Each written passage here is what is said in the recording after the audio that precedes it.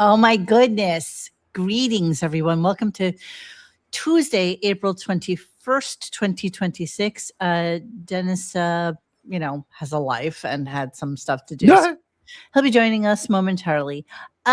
Xavier, I had a question because my OCD compels me to ask you this. Yes. So when we put other people on and we have like the music bed, can't we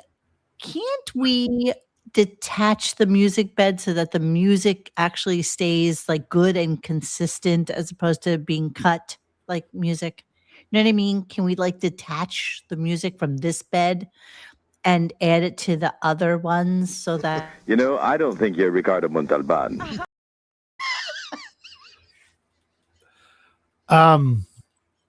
There's a legal term, the legal terms, the famous one, ipso facto, habeas corpus. And this one I'll evoke, beggars can't be choosers. Yes, I'm not begging or choosing. I'm just I can do it if Go ahead, do it then. Well, do I have those assets? I have those? You don't, because you've never asked, you've never showed any effing interest in it. No, zero interest. You're right. So all of a sudden, and I love you wait till we're on the air. You come over here, you embarrass me in front of my friends, call me a fucking deadbeat. I don't know what that movie is, but you're like four big ones you owe me here. They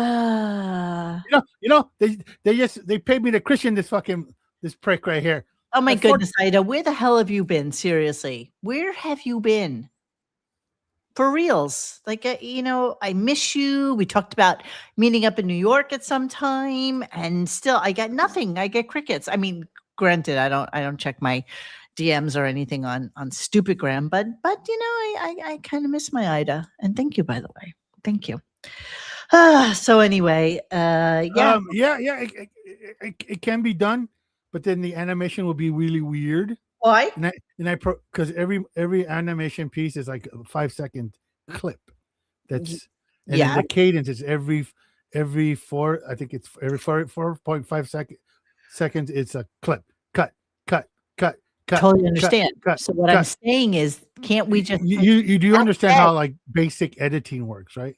I 100% do. That's why I'm saying, can't we just take the bed from that opening, remove the bed from the other opening, whether it be Mr. Judy Tenuta or Jeremy or Ann. What you just listened to today is it's in its pure form. Yes, that's what I'm saying. Can't we just take that bed and after you've done all your cuts, so let's do. Hey, let's count. Let's count 1. Let's count 2. Okay, so each clip is 5 seconds. So you ultimately have about 7 pieces. So that brings you around 35 seconds for a normal intro. Yeah, when you add another person, sometimes 2 more people. So you add 5 seconds for their little whatever, which I thought was kind of nice of me to create a whole animation for just the guest. And then you have to incorporate that with plus the part where we're all montaging towards the end. As it builds to a crescendo. Yes. And so the music would be completely off and wouldn't match the visuals. No, I don't think the music actually matches the visual. Like, I don't think the music, I think they're mutually exclusive.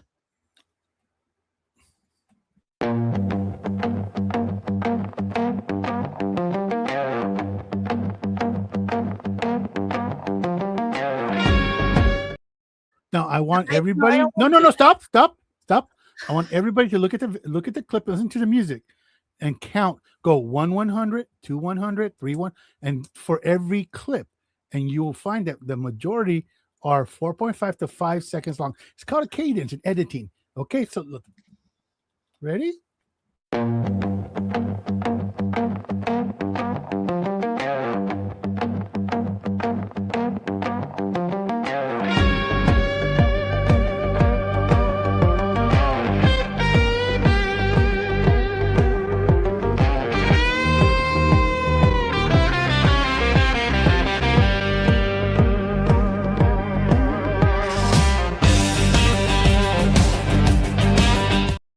it drives me more crazy to have the cuts than I think anybody cares about whether we're going like this in tune to the Okay, music, no? heathen. Stick to Star Trek lighting. How's that? Okay. You gonna tell me about fucking editing now? It's just It creates this camaraderie that we clearly don't have. And it paints this picture of these three oddballs coming together and to comment on stupid shit. I know, but what does that have to do with the music? It has which I created if I might add, I created that fucking music. Yeah. Yeah, and then I edited it all together. I created the animation. Mm-hmm. I stuck it all together with crazy glue and gum, and then to have something that was original, because in the past we've had wait. What does this have to do with the price of eggs in Istanbul? Nothing. This has nothing. It has everything to do with the price of eggs in Istanbul. Music bed. I think we could just add it. And you're talking to me about editing, but meanwhile we have these cuts in the music. Do I tell you how to put on foundation? More. Do I tell you how to fucking do foundation on your face? Foundation? What's that? Do I like tell you shit about what is foundation? Shit? What are you talking about? Do I tell you about shit that you do not normally? Makeup? Are you talking about makeup? Yeah. Do I tell you about makeup? I tell you about makeup? I don't even own foundation. What are you talking about? Okay. So do I tell you about any of that shit? No, I'm just saying. Okay. So why are you telling me about fucking editing? Because it's just what? Because what? Because what? Your Adderall's fucking kicked in yet? The fuck did I walk into? So apparently John Williams over here fucking all of a sudden has a fucking thing about the cadence and the fucking music and the editing of the intro. She wants to know how come it has to change when we have extra people. You know what? So I'll just say fuck Funk Autobot, fuck Mr. Judy, fuck everybody whenever there's a fucking fuck. Let's call Bon Jovial. See if we can use his shit again. Why don't we just do that? Why don't we just fucking do that? Okay? Well, I tell you how to squeegee windows? No, I do not. No, I do not. You know, I thought Italians flew the fuck off the handle. Jesus Christ. Dude, I can take criticism. I can say, hey, let's tighten up fucking, the fucking beats or fucking, let's. No, it isn't. It isn't criticism. No, it's not criticism. It's the way Mo presents it. Why wouldn't you have people on? Why did it have to be different? Wait a second. Do you have any of the other ones? Are you gonna tell me how to back focus or set my zebras on my fucking camera now? Focus? You have any? Can you do that? You have any of the other? Where should I put my peaks on my fucking viewfinder? Do you have any of the other openings so that I may explain?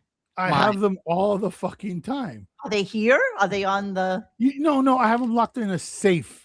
Yeah, well, they're not current Chrysler products are not reliable on high mileage. Unless we want a case to rival the David tomorrow night. Maybe we should not do that. What? Unless you want this to turn into another David.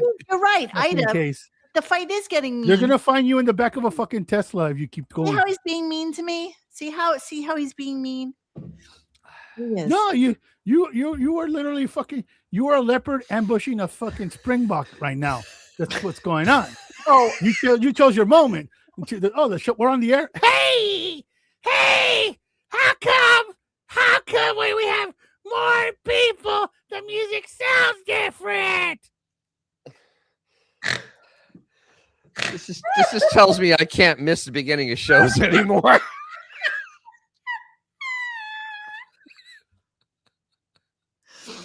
Oh my God! It's just listen. See, even Ida agrees. I create things poorly, but I figure it's in the spirit of what we're doing. We're literally for as shitty as the stuff that I do. the amount of effort I put into it, which is negligible, it's still 1,000 times more effort than the actual content we're covering. Where we have a 75-year-old man fucking doing knock jokes, doing who's answering the phone, or he's doing fucking Metamucil fucking jokes. Exactly. Xavier so you're telling me that I'm not putting forth the effort that fucking should match that?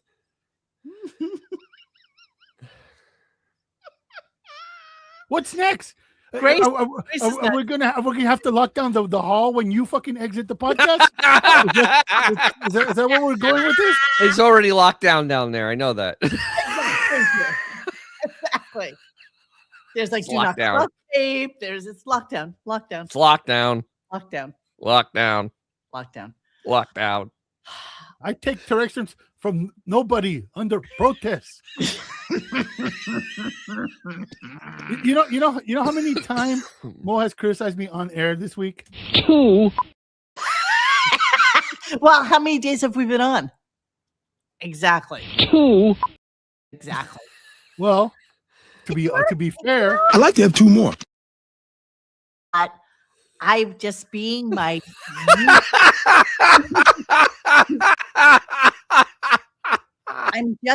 usual self. I just was curious about the of the music when we have guests on. Did you get your Instagram back? You know what? I didn't even look. I bet that is a doornail. So Dennis, get this. Today at 10 a.m., I get an email saying, "Oh, by the way, sorry that you can't get into your account. Someone just requested a password reset. If you can just click here." I'm like, "Wait, is that someone from Pakistan trying to steal my money, or is that someone from the Stern Show trying to steal this account?" Or anybody, somebody. Here, let me read it. Let's see if I can. That's insane. Let's see. That was so fucking funny though last night. I can't get over the worst, or the worst. It was just so worst. Oh, the worst. Okay, here we go. Ready? 10:14 a.m. today. Yes. Sorry to hear you're having trouble logging into your Instagram. We got a message that you forgot your password. If this was you can get right back into your account or reset your password now. And it says log in or reset. I think it's 50-50 that this could be just a phishing for bank account. I think that's 100% that's phishing. Yeah. So I was like, wait, is this still a thing from? But it's a weird coincidence that the other thing got nuked, and then all of a sudden I get sorry, you're trying to log in. Yeah, see, Golden Favor says phishing attack. That's what it is. Yeah. I'm not denying that. I said it's 50-50. Did you check your NDA to see if you could sue for harassment? Did you check? I think not. Who, me? Yeah, well, that ship has sailed. All right. Well, I guess never mind, because Actually, Barbara, there's some shit. There's some shit. Nothing against my compadres here, neither one of them. But there's some shit that we know that it would.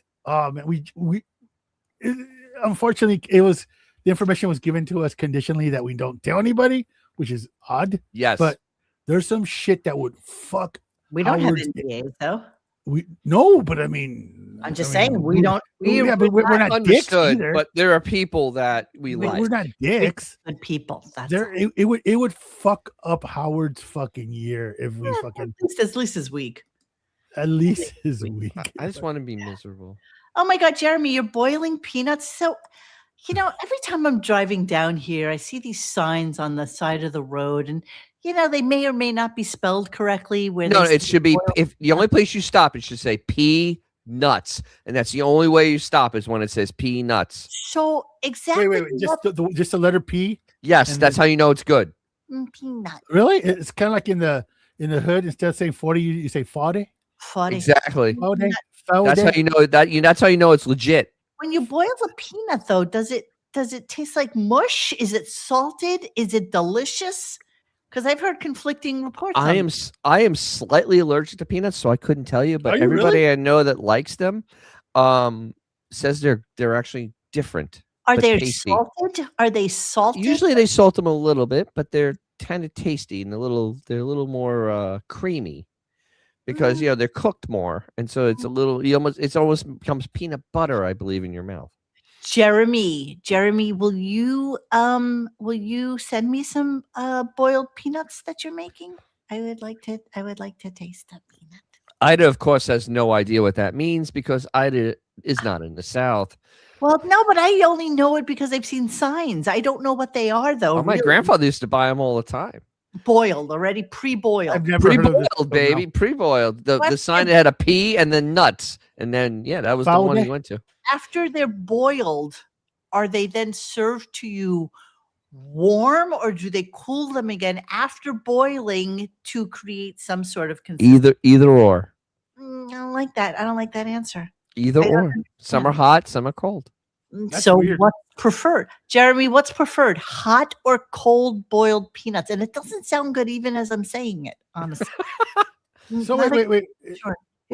What happens when you boil a peanut? I mean, we don't know. We don't know. Does it Jeremy knows. stay crunchy, or does it get like dissolved? No, they're a little more mushy, so it becomes a little more like peanut butter in your mouth. You shell. They're easy to shell, though. Now that's a curious question. Would you then say that a boiled peanut butter would be delicious? What? Probably. Look at this high-end taste here from the Loser Club. Pinolis. Well, Pinolis are like $20 a pound. Exactly. Little fucking jars like $15. Jesus Christ, man. It's like little pieces of gold in there. To buy the goddamn cookies. Yeah, Ida, we don't know from this stuff, which is why I'm asking the question. I have more experience than these two because at least my family was buying them, but I can't eat them. Okay, I'm sorry for that because I do like peanuts and I do like peanut butter. But if Jeremy sends you, I will pay him the keys to get the salt mixture right. All right. You know what? So when Jeremy sends me some, I will on air. I won't even taste them. I won't even look at them. But when he sends them to me, I will taste them live on air, and we'll see what we. Oh, it's like edamame. Okay, see that makes sense to me. Yeah, okay, I can see the texture being the same. Yeah, I have no idea what that is. Edamame? You know edamame? Little Edamame? green I do things not. at the Japanese restaurant that you just like suck the No. The little beans you eat. soybean. No. Yes, so it's fried bologna. Yes, I love fried bologna. That's a really fried tasty. bologna. That's a whole nother level of food. My mother used to make fried bologna sandwiches before we went to the beach, and she would fry the bologna, and then she would add like 2 tablespoons maybe of tomato paste and a little bit of, I don't even know what else she added to it, and she would stir that with the bologna and make these fried bologna with tomato sauce sandwiches that were just Nice. perfection. Wow. And It's I can funny how remember, every region has its own little, like fucking. I don't know. I don't the even food. know anybody else who ever ate those. To be honest with you, I No, don't. my family Just made you. those. Oh, yeah? My family made fried bologna. I would We like also, we're big into Taylor ham, so it's like the, same thing. Taylor ham and fried bologna, or not? The Or no, same? like you'd have Taylor ham for breakfast. You make the sandwich, you fry it up, but then you have like fried bologna for like lunch. You guys ever had ketchup potato chips? Yes. I feel like I did in Japan. It's Canada, like New England thing. Yeah, I've had it. It's weird. My friend bought some when we were at Price Chopper in St. Jay's in Vermont. It's like, you never had these? No, I never knew this was a thing. They're fucking delicious. Well, And there's I realized regional chips, I realized obviously. the other day that I hadn't had any since then. So Hey, Ant, while you're here, and thanks for joining us, because we were gonna snipe your show, but we realized you were talking about the Mets, so who fucking cares? And just curious if you ever had fried bologna sandwiches. Like, did anybody make that in your family? Just curious, because my mother made them, even though she's not Italian, but my father used to like them, and we used to take those to the beach with us. Yeah, we used to always have. Yeah, like when I went to my father's parents, those grandparents. Yeah, they'd have the big thing of bologna, and they put it. Did you ever have, Dennis? I was thinking about this the other day, but because there was this girl who lives around the corner from me, total Gindaloon. Like her house smelled like armpit the moment you walked in the fucking door, and her mother used to make spaghetti or pasta actually with like milk. She used to make this like, it was like a soup almost. It was milk and pasta and Parmesan cheese, and it was really fucking delicious. I only had it once. No, we were Sicilian. We didn't make any. We didn't have milk. Milk wasn't a thing. We didn't cook with milk. My dad was in the mafia. Yeah. Okay. What does that have to do with anything? How does that equate? It means he had class. Oh, please. Please. Come on, my family. They had meat fried bologna. Please. You bought the whole thing. We used to slice it. They fried the actual bologna. Yeah, we actually you bought the loaf and you cut it. Bologna. Yeah, the bologna. Salami and eggs, yum, delicious. I love salami. that. Yeah, that's a whole nother level. That's next level there. Now, a fried salami sandwich. That's like next level. I love that. That's fucking delicious. That's some delicious shit right there. The Mets are the fried bologna of baseball. There you go. There's a nice analogy. Yes. Yes. They've been cursed. They'll never win again. They'll never win again. I know. All Ant has to dream about now, I guess, is the Knicks. Oh, wait. Are the Knicks in the playoffs? Yeah, they're in, but they'll find a way to lose. What are you talking about? Of course. They choked the other night. They'll just choke anyway. It doesn't matter. They had that game, and they fucked it up at the end. And it's funny, though. After they won the first game at the Garden, I thought for sure Howard was going to come back. Oh, I was watching the Knicks games, Robin. You know, that kind of shit. No. So. No. No. You know what I'm waiting for right this moment, even though we've been on 22 minutes? I'm waiting for Zumadog to come on and say that he's not going to listen to the show unless we start it soon, because he likes to threaten us. We got to play some AI for him. Exactly. Yes. To get his fucking his wheel. Oh, damn it. I hate when it does it. Yes, and all the Mets fans. I got to restart my browser. Oh, goodbye. Oh, he was so mean to me today, Dennis. Yeah, you know. I can tell. You know, I was just making a. Oh, here. A suggestion. Shh, he's back. Just making a suggestion. He's back. Shh. All right. Okay, so let's start the show. Start.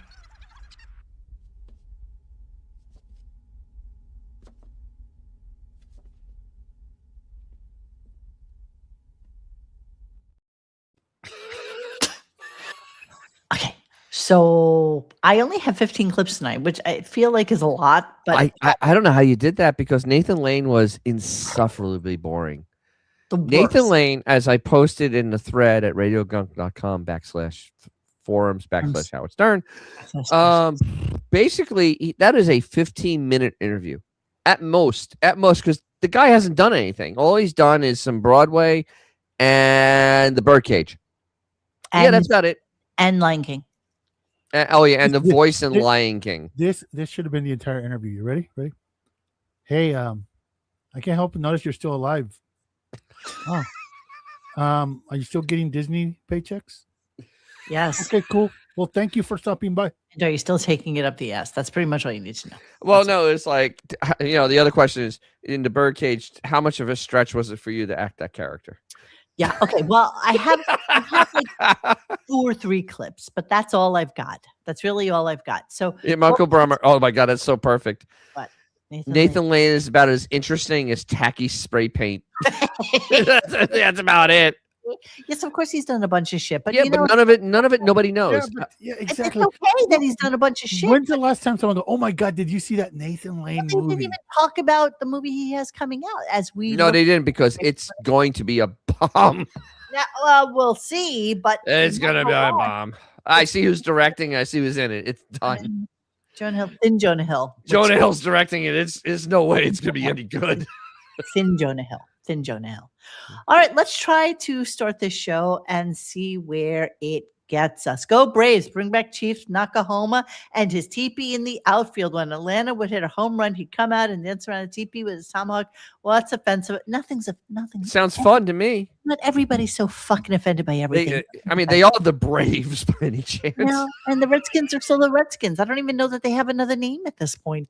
No, they call they Wait. You don't find Redskin offensive? No, because it was actually started by an Indian fella. It actually really was. It doesn't matter. It doesn't matter. They started it. It doesn't matter, bro. I'm not offended by it. If I start calling myself Beaner, all right. all the other fucking Mexicans. Xavier. I disagree. Listen. I disagree. Bro. They're not upset by it. No, they're cool with it. You know why? Say so. They are. They're cool with it. Sure. They are cool with it because you know why? They have bigger things in life to worry about than bullshit like that. Yeah, like fucking like unemployment, homelessness. Exactly. Alcoholism. The name thing doesn't matter. Yes, absolutely. You know, everybody used to buy that T-shirt from me when I was able to make the Washington. What are they called now? The Commanders. They should just be called the Washington. By the way, Commanders is a stupid fucking name. They should just be called the Corruption. I mean, that would be better for Washington. The Washington football team for a while. Yeah, that was stupid. They were for 2 seasons. And gay. Yeah, we sold so many T-shirts that said Washington football team on it. Seriously, so many people. It's one of the top sellers. Yes. All right, gonna start the show. Redskins. Here we go. And Mr. Announcer, who will be the phone screener today? Let the audience know. Who cares? It's Mike Perlman. So when you're explaining your call, use small words. Right. Use small words. Mike Perlman will be Who is it? Mike Perlman will be the phone screener today. The phone line is now open. A lot of people excited to talk to Mike Perlman. Yeah, very excited. Yes. So Wait. How are you, Mr. Announcer? Everything good? Our call screeners are hot, horny, and ready to go. Right. You have a great. Ew. that's creepy. It made my skin crawl. Ew. Seriously, ew. Disgusting. So Perlman has already done this once. So now we're looping through again because there aren't that many people left. Well, let's be honest. For 50 some odd fucking shows, if each one of them did it 3 times, that's like a lot. I understand it, but Xavier was so right, man. Half the staff right in the garbage. Yeah, but they were all like stupid people that didn't do anything anyway. And I understand. It's just that That's also a valid point. the bid is so stupid. And people call in because they want to hear from Mike. You know what? No, they don't. The perfect way of putting it is like the proverbial when you see like one dude digging a hole in the street and there's 10 guys standing around looking at him dig the hole. That's the Howard Stern show staff. Yes, it is. They have nothing to do.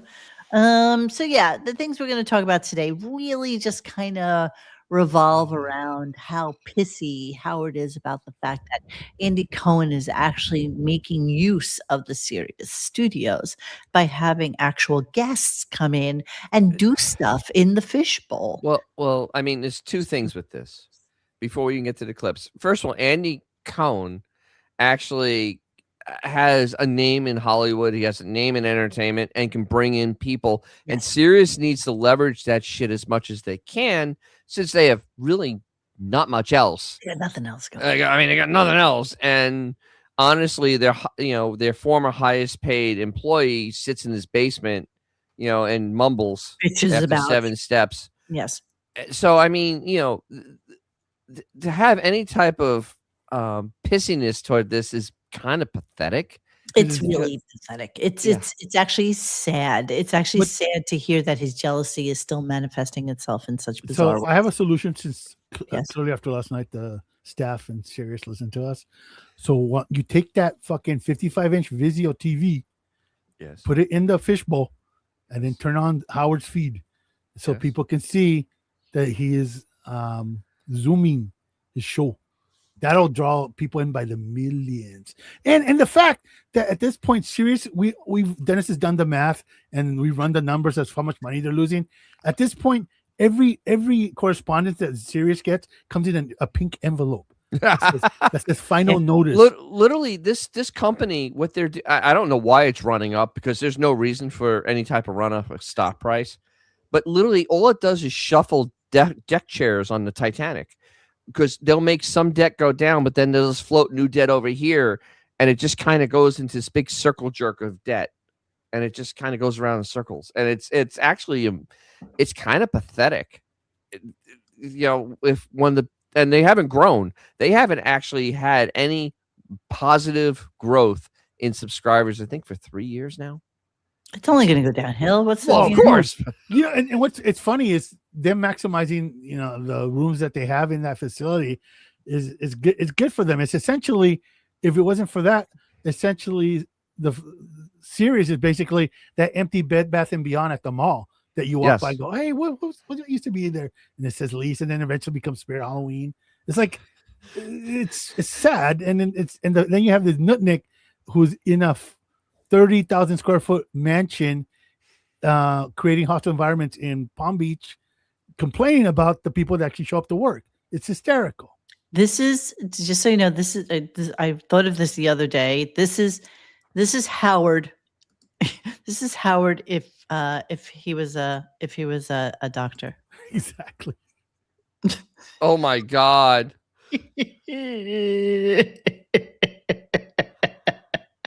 Yeah. Literally, right. You know what? I would have more respect. If they actually wheeled that into a studio and had the person sitting across from that. I would have more respect if they did that. Exactly. You know what they should do? And Stern Show, I know you guys like to listen to us for ideas. This is what you do. You get an iPad and you duct tape it to John Hines' forehead.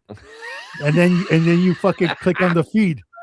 So then people and then make them walk around and potentially end up in the fucking fishbowl. So people, where's Howard? Oh, he's right there. Right there. There's Howard. On top of that serial killer looking motherfucker's forehead. Talking about it right here. All right. So just really curious. So JD starts in with the whole thing about how upset they were with Andy Cohen doing the Devil Wears Prada 2 interview in the Fishbowl. Oh, so like Sirius wouldn't want probably, which is going to be a hit movie. Well, why promote that there? Right. I see you got all the stars lined up, Howard, to interview. Oh no, you got Nathan Lane. Oh, I'm sorry. Yeah, so let's discuss. So this would be Meryl Streep, Stanley Tucci, what's that pretty girl's name? Who still looks like amazing. What is her name? She's the star. There's so many of them. I don't know. She's the star. She's the star of Devil Wears Prada. I've seen the original. What's her name? Help me. Hold on, I'm helping right now. I'm actually pulling up who's in it. Oh God, we suck so let's see. Oh, Sydney Sweeney's in it. Anne Hathaway. Emily but Sydney Sweeney's in it. She's actually they nixed her part. She was. Darn! I'm not going to see it now. Fuck you. Oh please, she was in for 2 minutes. Okay, so anyway, so Emily Blunt's in there. They came in. They were in the fishbowl, and JD had a problem with this because they wouldn't allow them to go into the main hallways of Sirius. So as I've explained several times before, I've gone to many a Bennington interview there, and I really feel bad for Ron right now with his cancer. He's not doing so good.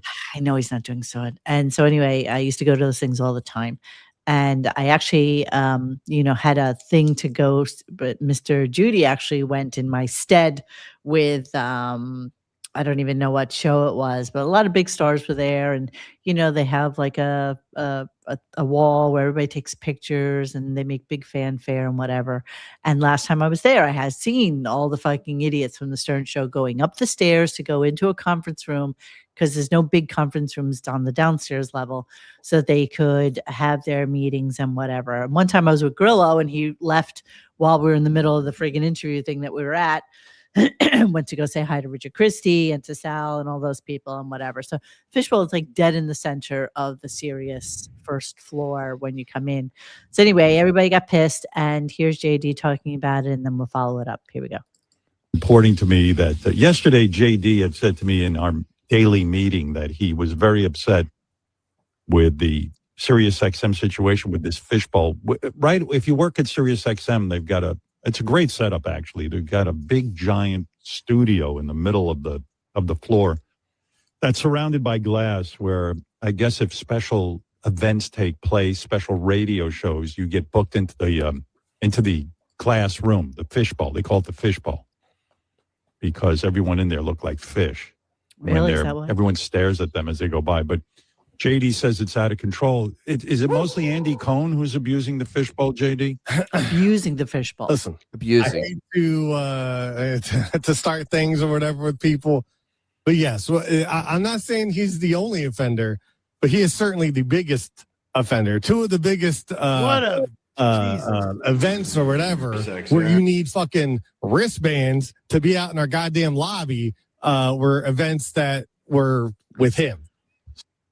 Okay, so this is them being. Oh my God. Jesus wept. The thing is, you have this is real publicity for Sirius. These are actually really famous Make them people. look relevant. This is relevant people. This is like a real event, and you don't want to have the unwashed masses of the Stern Show just rambling through it. I mean, that's really what it comes down to. Or anyone. Breaking news: Full Sail just rescinded JD's associate degree.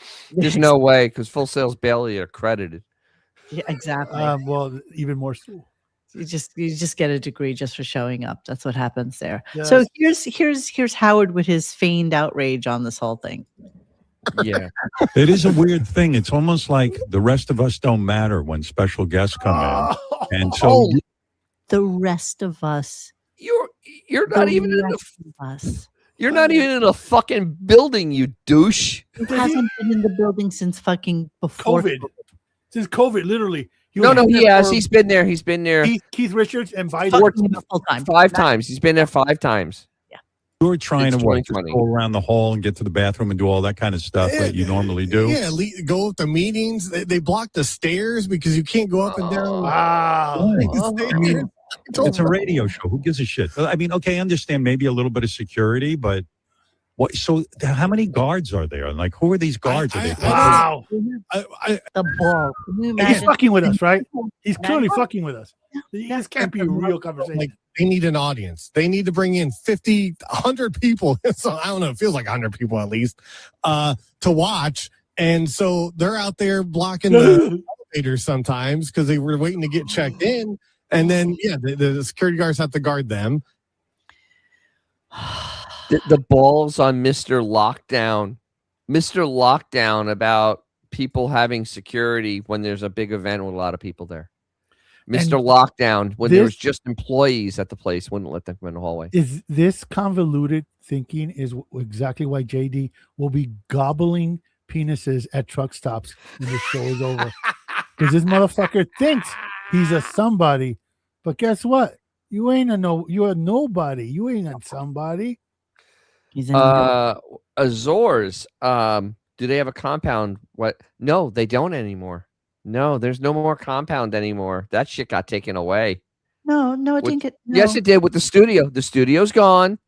The studio was the main part of that compound. That bullpen is not by that compound. No, the studio was only literally the size of honestly, it's literally the size of But I think they lost that entire compound because they're not talking because remember they had their own stuff in there.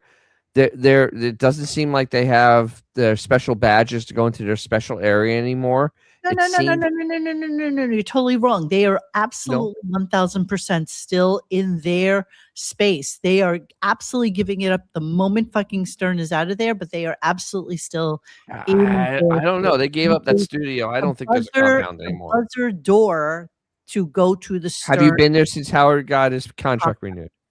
I have not, but I don't think it's changed. You need to get actually that confirmed because I don't think it's there anymore. Because the way they're talking, it doesn't sound like they have a compound anymore. No, they absolutely have their compound. They absolutely have their space. He would demand it. There's no way How can he demand anything? They basically give an offer. Here, take this money. We're taking away your studio. No, he can't demand. He demands nothing. I don't think it went that way. He's lucky he has a job. What are you I don't talking about? I don't think it went that way at all. You find out from some people if they actually still have it, because I don't think they do anymore. Well, I don't know sound where it. you're getting your information from, but I am pretty sure I'm that kind they of are assuming still from everything I've heard and what I've seen, it does not seem that way. pretty sure that they are still in their Can we space. confirm this with somebody? We Hey, can we have have, people that we can confirm this. Let's Jason, since you're busy giving us information on the DL, can you confirm that for us? Sorry, say again, I wasn't paying attention. What? Nothing. Engage. Engage. It's on the slow burn right Slow now. mode. It's on the slow burn. Mm. I don't know what is going on with Bubba. You want to give us It can't be good because it's Bubba. Yeah, exactly. I mean, it can't be good. He actually came up tonight at dinner. All news is bad news with Bubba. Yeah, there's nothing good happening there. So okay, so then Howard has a good idea, of what they should do instead of doing it there. Going to watch the Mets. See you guys on Monday. Why, Aunt? Why? It's just gonna end in tears, bro. I mean, dude, you might as well at least enjoy yourself instead of watching that dog shit. Do what everybody else does. Find out if they won or lost, and then watch the game. At least exactly. Happy.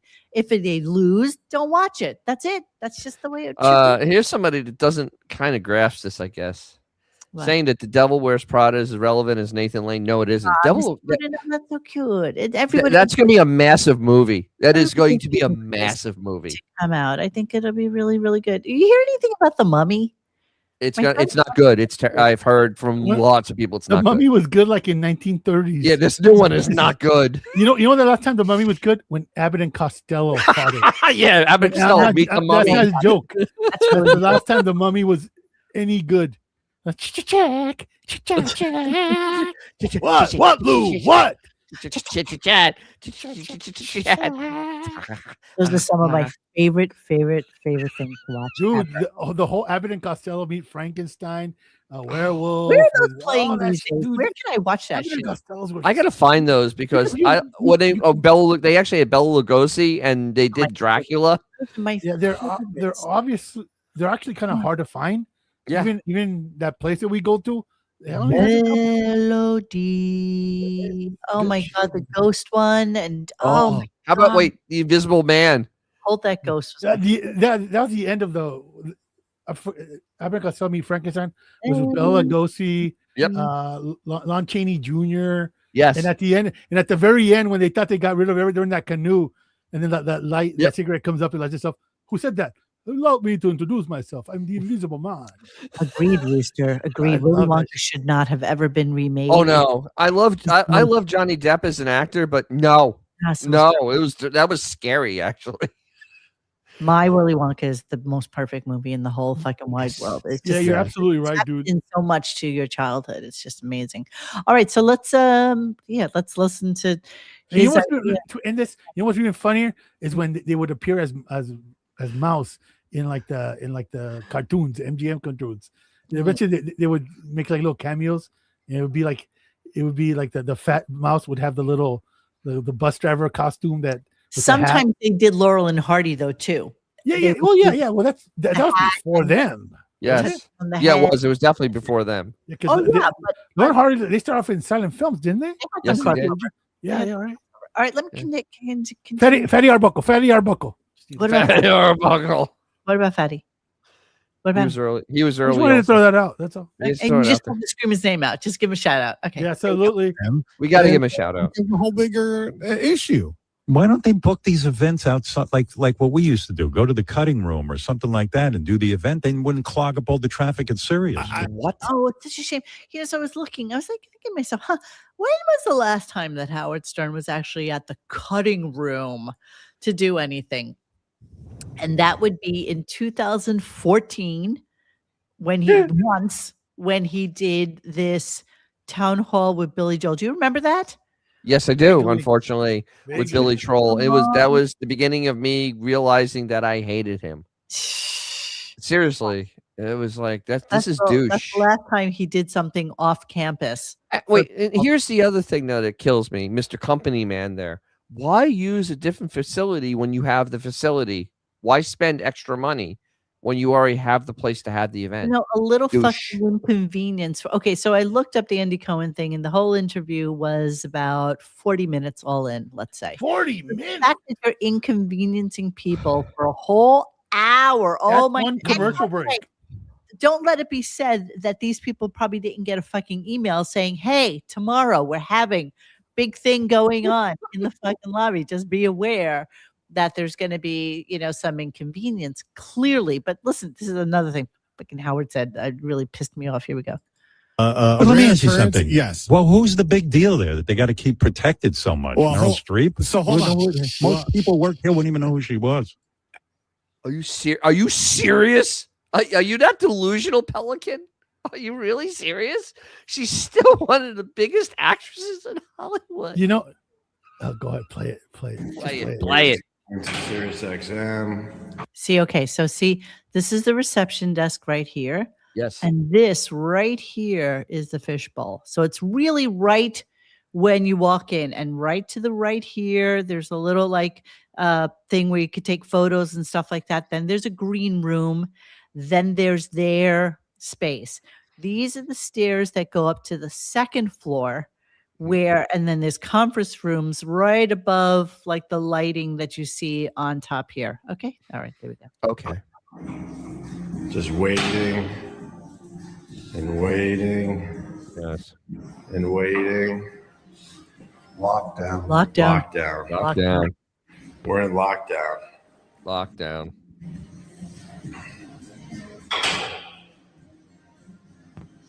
Holy shit, it's long. As soon as Howard Stern passes, we're allowed in the building, right? No, it's just how long, because they actually did a cut there. They actually edited it because it's that long. Okay. They're stuck for 20 minutes. Good morning. Good morning. These little people. It's so cute that he has these little guards. He has leprechauns with him.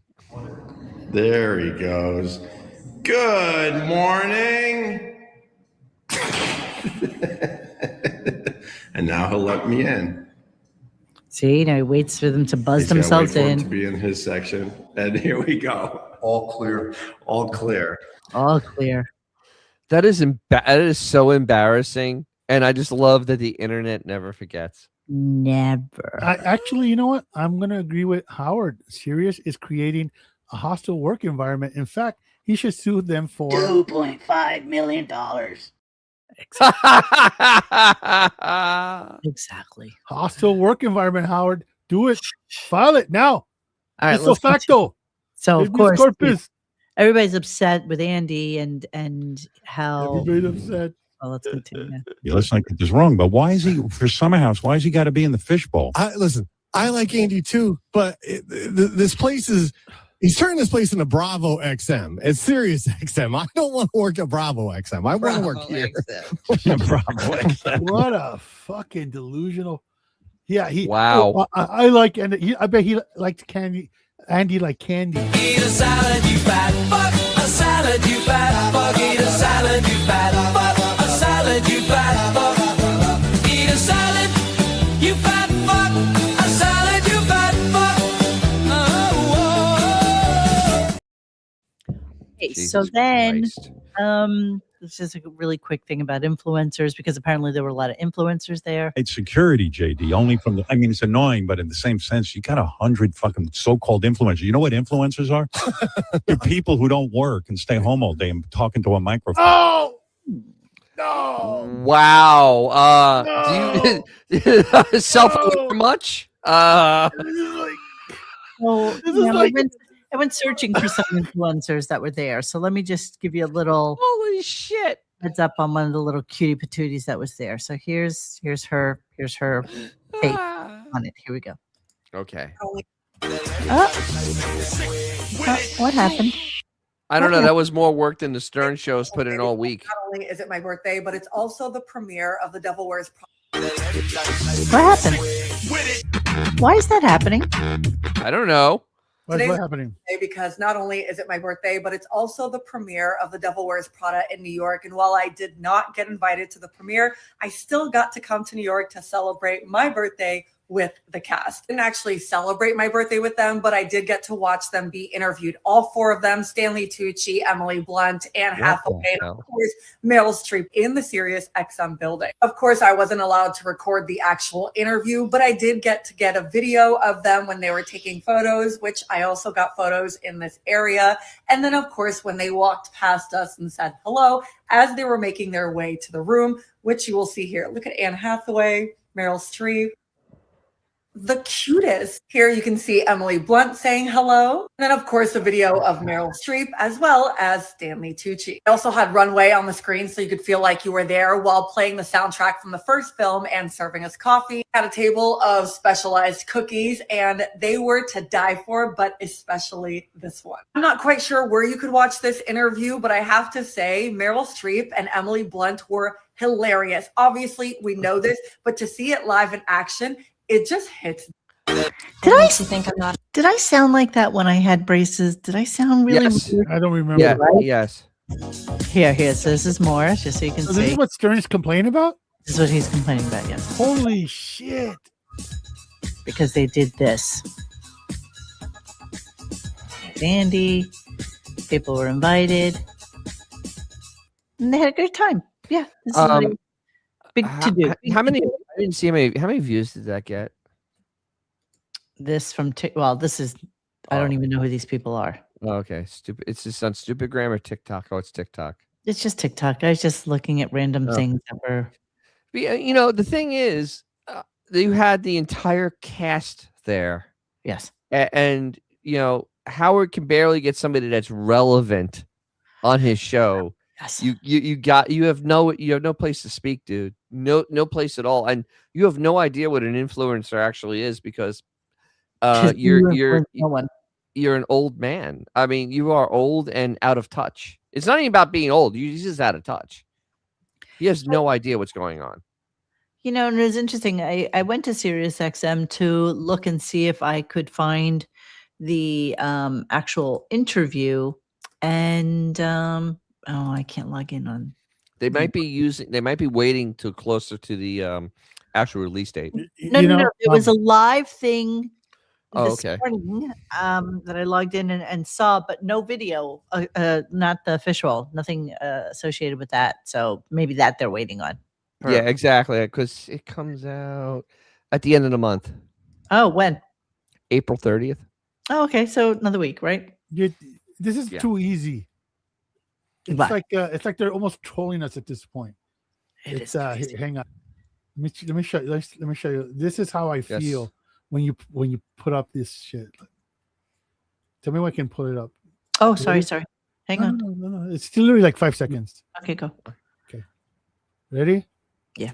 Civil servants, stamps from around the world, mothers and sons, beer, bar trivia, and finally, celibacy. This is like the dream panel, him complaining about other fucking people locking shit down. Yes. I feel like Clavin right now. Yes, that's his job. I'm feeling lucky, Alex. So then he goes into yeah. a conversation, which I thought was so cute because you all know my backstory on Studio 54. But as Howard, for some bizarre reason, brought this up. I don't even know what the context was, nor do I care. I'm quite honest with you. I can fill it in if you actually do. Okay, go ahead. Yeah, sure. Do it. So Howard was talking about when he was younger in radio that they went out to studio. They got invited to go to Studio 54 when he was working in Westchester, where the fuck WRNW, because RNW. That's how he got invited to go there. But it's all farcical because I was there at 7 o'clock. No, you weren't. I got the whole clip. Yeah, So yeah. So that's why. So okay, so it really meant nothing. I mean, there was no reason for him to bring it up. It was just except to kill time. Curious that he would. So here's him talking about his one time at Studio 54. I don't know why I have it broken up into 2 clips. So here we go. I never went to Studio 54 back in the day when it was happening because I didn't want to be a part of that. You didn't want to be a part of it. Nobody wanted you to be a part of it. I mean, plus I was like 20 something years old. nobody gave a shit about me. I was the program director at WRNW, so I would get invited to Studio 54. And one, I love this. I love this as if it happened more than once kind of thing. I would get invited to Studio 54. So wait a minute. Wait. So wait a minute. No. He was in his early 20s when he was there because that was right after he graduated from college. Mm-hmm. He turned 20 in 1974. Mm-hmm. And he would be less than 25. He was less than 25 when this happened. So, all right.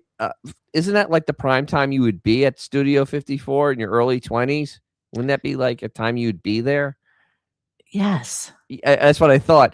So once again, it's a made up story because we've never heard this before. Oh, it gets so much worse. Let's I know. I could go on with it. time I went, and I just, you know how there's supposed to be sex and drugs and everything? Nobody talked to me. I just stood there. Nobody danced with me. Nobody talked to me. Can't imagine why. But listen to how he poses it. Nobody took their clothes off. Nobody offered me Coke. It was like, I just stood there. And I went, this is awful. Oh, right. Studio opened in 1977. Okay. Okay. So his story has a lot of holes in it right now. Let's continue. Imagine Studio 54 in its heyday. I'm there and I'm like, well, I don't know why people are here. It's boring. It was horrible. Well, I mean, nobody ever wants to talk. It wasn't like some hot chick came up to me and wanted to dance with me. So here's the real story. Here it goes. And this will give you all you need to know about Howard's one time ever as Studio 54. Sorry. Well, first of all, Robin, I went at 7:00 at night because I didn't want to go late. Okay. There's no way you went there at 7 o'clock at night. People don't even show up there to clean from the night before until like 9 o'clock. You wouldn't even think about walking through the doors till like 11. So you were probably there for some and he says Elton John listening party, right? So he was invited to a listening party that from his little stupid rinky-dink radio station in Westchester to a listening party. They probably rented the space for the listening party before the club actually was opened. So that stupid fucking Nerdlesteins like himself can come to a listening party. That's all this is, really. Okay. Man. Yeah. So no, I was there at 7 o'clock. So you'd see like, the lights would all be on. There'd be a waiter walking around. What? I'm here for the Elton John listening party. That's exactly. Oh, that doesn't start for another 9 hours, sir. Yeah, but I'm ready now. I'd like to hear the album now. So that's all you did. That's all you did. That's what you went there for. All right, so go ahead, Xavier. No, you're New Yorker. You know your shit. All so if Howard would show up at Studio 54, who do you think would headbutt him harder, Nile Rodgers or Andy Warhol? Andy Warhol was a fey little man, I go with Nile Rodgers. Sure. Rodgers, guys. So all right, so here's the other part of this story, though. He ended up, he was out of Westchester. He went to Connecticut first in 78, I believe, and then he went in 79 into 80 into Detroit, and then he went to Washington, D.C. When was he at WRNW? Yeah, he was only there for 6 months, so it was like when it first opened. It wasn't even the heyday. Coming with some information. The Elton party was July. Why do you know this? That's disturbing, but very informative. That's great. Who do you think Rick James is doing lines off of, bro? So I mean, so that checks then. That whole time frame checks because he I mean, right after that, he was gone to Connecticut. Then he went to Detroit. So I mean, it wasn't really at its heyday. It just opened. It literally had just opened. Yeah, but you know what? I know it picked up quick. I know. Burned bright and faded fast. Yeah, that's true. Where if it opened in 77, I would say, by 80, when people were starting to listen to like different stuff, it was pretty much, there were so many other clubs, Studio 54 was the precursor to so many other places, but there was like Electric Circus and, just, oh my God, there were so many crazy places to go. But, yeah, whatever. They still hold the record for most blow done. Always knows information about me. Mo's mom, Norma, had Warhol's number, and Dennis floated when Mo revealed she couldn't find the napkin. And Dennis said Mo lost that money. Yes. What? Yes, She actually had Andy Warhol. Oh, I know that. I know. Yes. No, I'm very familiar with that story. Phone number. I constantly look for that fucking stuff. I can't tell you how many times I've raided my mom's home just to see if maybe, but no. Oh my God, Danceteria. Yes, that was even better. But I mean, honestly, he was because he went to Connecticut for a while before he went to Detroit. So I mean, that's very close to him leaving to go to Connecticut. The timing is right. Yes, we were talking about pudgy, mustached, Afro, dorky Howard Stern. Yes, absolutely. The basically and married Howard Stern. This he is was true. married by this point too. Yes. Yes. He is also married. My mother did call me last night, but yeah, she's seeing Finding Dick. I promise you. All right, so I don't even know what this is. Okay. So then Jonathan Blitt did A Man on the Street because of the whole conversation about whether Howard Stern or Ed Sullivan were more attractive people. And by overwhelming response, everybody, of course, picked Ed Sullivan. So here's just a little bit of that. Here's a little bit of that bed. And people are making fun of my hair. It's pretty hot stud. Yeah, why? Howard is like a wild wildebeest. Ed Sullivan. It's got that old-fashioned New York look. And what kind of look does Howard have? He needs a haircut. I would say Ed Sullivan. Howard Stern's not a good-looking man. I think he looks like an elderly woman. Ed Sullivan, all the way. Why? Howard Stern's hideous. Skeevy. Really? He's very skeevy. Skeevy. I'm the least skeevy guy. No. I'm like, you're pretty skeevy. Looking at a picture of Travis Barker this morning licking his wife's feet. He's married to one of those Kardashian gals.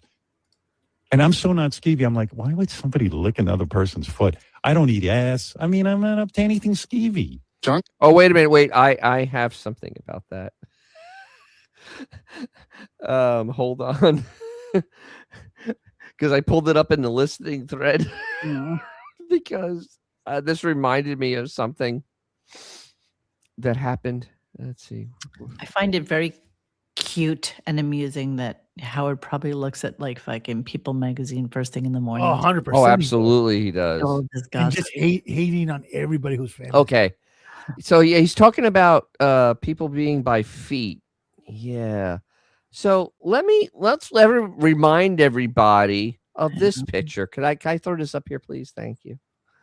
Yeah. Sure, Howard. Sure. I about that shit, dude. Yeah, your trophy knife, face, dude. Your trophy knife threw this on the stupid gram.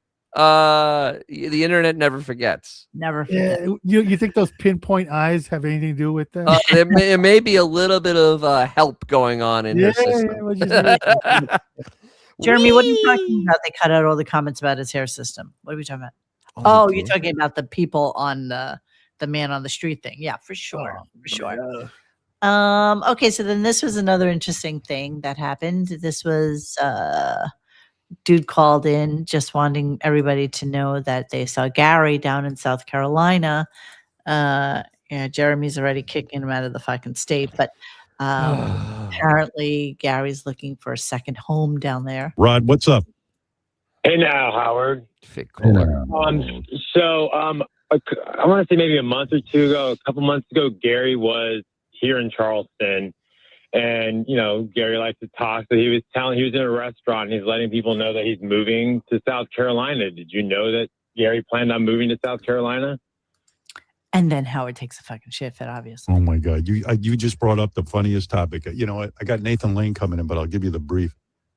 I'm sitting in a meeting about 2 months ago, probably, Rod.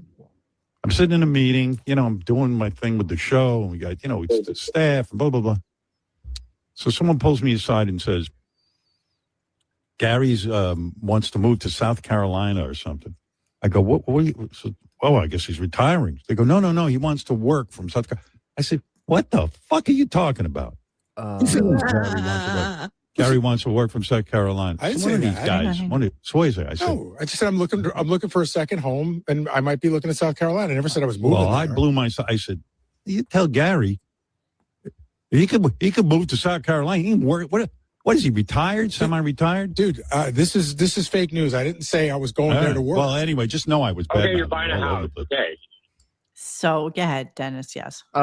So I love the two people that have not set foot in that studio in over a year coming down on the other person that's a Buckwall client who doesn't want to set foot in that studio.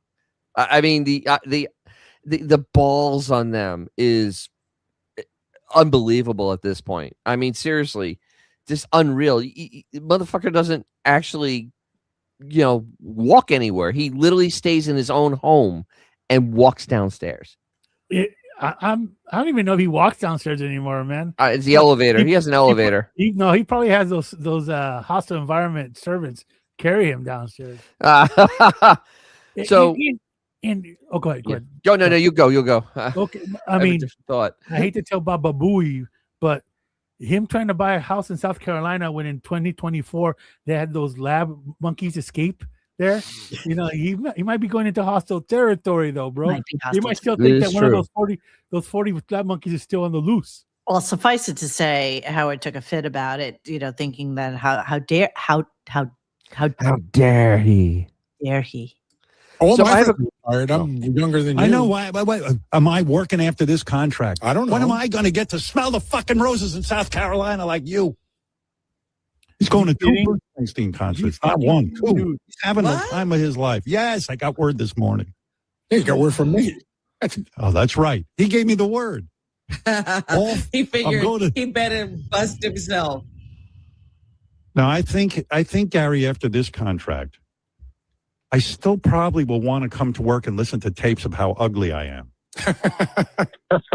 Come to work. Hey. By the way, I know the people at Rolling Stone. If you would like, I probably could get them to change the photo. Of course, because you guys sent the thing. I had to entertain because Xavier posted this today. It was they actually had video from today on the thing, and it's Howard's hair system, and it's really bad. So let me indulge everybody because I kind of marked it up a little bit.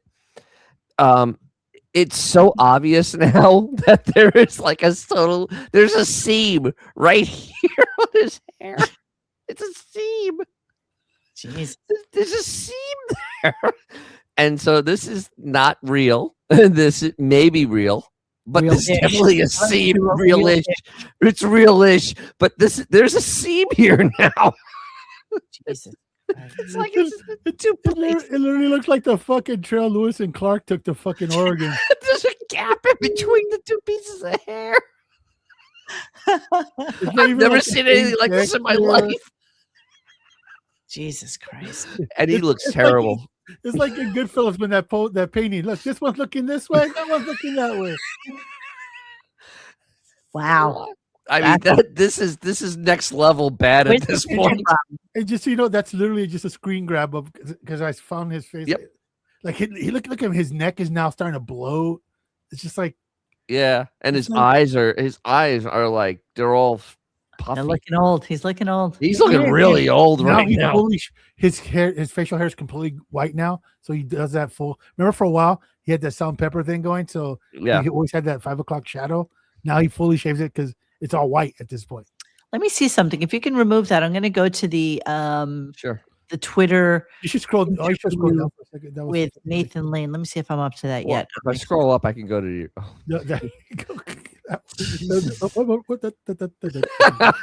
That's literally what's really going on. Wait, I didn't add anything yet. Xavier kind of figured out what's really going on. That's pretty much what's really going on there. Pretty fucking accurate. Wow. Because he looks like Ben.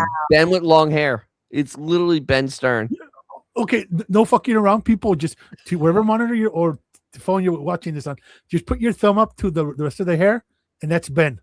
It is Ben Stern. Just put your hand up. Ben Stern. Cover the left side of it. Ben Stern had a nose job. It's 100. Yeah, that's Ben. It's a chubby Ben. Wow, that is disturbing. And it's right along that seam. It really is a seam. Yeah. Wow. And you know what the prompt was?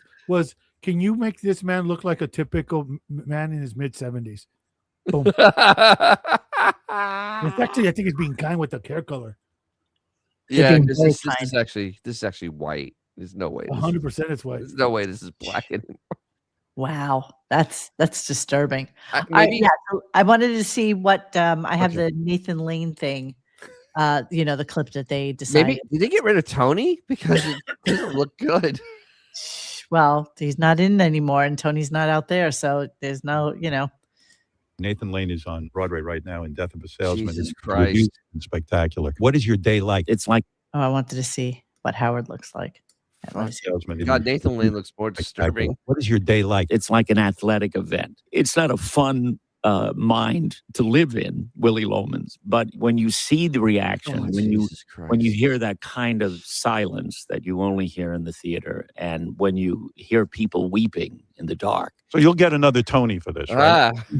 Ah. Are you expecting it? You're expecting it, are you not? Knock it off. You know you're gonna. You're gonna the be nominated. reward is doing it. Is the privilege of getting. This is exactly as you see our eyes collectively rolling behind our heads. That's how it felt this do morning this too. master- For 2 almost hours. 2 fucking hours. Piece by art. The undeniable power of this play that every time it's done, it always is teaching us, and it always becomes relevant to where we are in this. Fuck me. Who we are. So you are a 3-time Tony winner, which must please you. Who cares? All right. So the funny thing is, and it was brought up in the listening thread, he's too old to play Willie Loman. Willie Loman wasn't that old. Willie Loman's like is like 40. Oh, Jesus Christ. Wow. They're not even trying to make it real at this point. And do you think they're filtering him right now? I think so. Fuck. Who knows, bro? Holy shit. That almost looks like AI. They'll ask AI to draw a picture of Howard Stern. I understand right at the door when people. Holy shit. Curious. You know what's interesting? You know what's interesting about that picture? Go back to that one. You know what's interesting is they're literally violating every fucking rule of decent cinematography, and then they have way too much space above his head. But the reason that it's going on is he can't function without reading what people are telling him to say. Yeah. So they can't put a camera where it should be, because then the monitor will be covering most of his face. So instead they cheat it, and for some God knows fucking reason, they give him that big gap on top. But that's why it looks bad. Odd framing, bro. It's crazy. Oh, that's not even framing. I don't know what the fuck you call that. Dude, like he's in frame. He's correct. Yeah, he's square. He's square. Yes. Yeah. The rules of threes and all this shit's weird. But look at that. It literally looks like he's sitting on the floor. Why do they do that? That's kind of curious. Once again, because to put the camera where it's supposed to be, he would be blocked by those monitors, and he at this point he's such a lazy motherfucker. He's incapable. Xavier, I don't understand why they can't have like a drop bar from. Oh, I see. Yeah, to make it more square. No, they're too lazy to do that. Well, what you're seeing now is they're framing him in the fucking 9:16, which is the phone aspect ratio. But even then, you shouldn't have that much space above his head. It's really fucking weird. You will never. I'll give $20 PayPal to anybody who can find me any other interview where there's that gap above a fucking host. It just doesn't happen. Mo, the thing is, you can't put like that. You can't black out that top part, because then it'll look weird. Let's look at it in landscape. Let's look at. Okay. On his how many views did this get? And you can't. Can you downvote? Even if you go to Joe, you grow up as Joe. Downvote while you're here. Change your name to Nathan, because there was That's already still all wrong. a Joe Lane in the Union Negative, because I had played. Okay, the dinner. Pause. Okay, cut it up into to thirds. His eye line is the top third. He is. Why do you keep doing that, bro? Oh, I thought you wanted to see him. No. Well, go back to Nathan. Yeah, you go right. Yeah, he's okay. Cut it into threes, and then three. So it's like nine. So he is in the rightmost center of the third on the right hand side. He's framed pretty decently. That's trade typical, and they're justifying him so that he would, if he was in a room with Howard, it would make sense that he's talking to him off to our left. Okay, that's pretty nothing groundbreaking. There's pretty typical. Go to Howard, and it's like it's all fucking wrong, bro. He's almost in the center, vertically, and then he's over to the left, but you have this. The gap is almost not the main character. It's really weird. And once again, if you put the camera where it's supposed to be, those monitors would be in his way. So, and you say, well, get rid of the monitors. He can't. He's too lazy. Everything gets fed to him on those monitors. We know that. Does he only have one camera angle? Yes, he only has one angle. Yeah, it's pretty much that. That's it. That's his angle. That's it. And the other thing there's probably nobody in that studio with him. It's a remote, so they can't even adjust anything, and you would have to go into a room and they probably. You know what the other problem is? Wait. You know what the other problem is? They can't go to the left to frame him in the center because there's something on the left we're not allowed to see. But even then, you could make it work. It's just he wants the vanity HS behind him, and to him that's more important than anything else. And he's an ugly man. He knows it. He doesn't want that camera, that 4K camera on him. He wants it as far away as possible. If he could use the fucking Hubble telescope, he would. that would be his framing, dude. And it's clear that whoever the DP for the show is intimidated by him, and they just whatever Howard says, sure, okay. Of course, whatever Howard says. Of course, that's the way it works. Now, how many cameras they have going on there? Two. But even those are not that would be a normal. See, what you would do is pretty typical. You would go to this shot, you would go to Howard's shot, and then you would go to a two shot. Like a master, like a center shot where you kind of see them both talking to each other. But because he's talking to a monitor, they're never going to see that. So instead, they put one that was supposed to be, and then one kind of a little bit to the left. So it's just really exactly. It's fucking. It's just, it's everything that's wrong with this fucking egomaniac, man. Yeah, wow. I mean, it's all the same. It's always the same setup. See, because they can't do a two shot. Excited edibles because edibles will fuck you up. You see, it's funny. You can handle anything. You can smoke this incredible super pot, and yet the edible you fear. You fear the edible. I've done almost every drug available to. And that cut is so weird because they're still just focusing on him. They go from A shot to B shot, but they never go to Howard.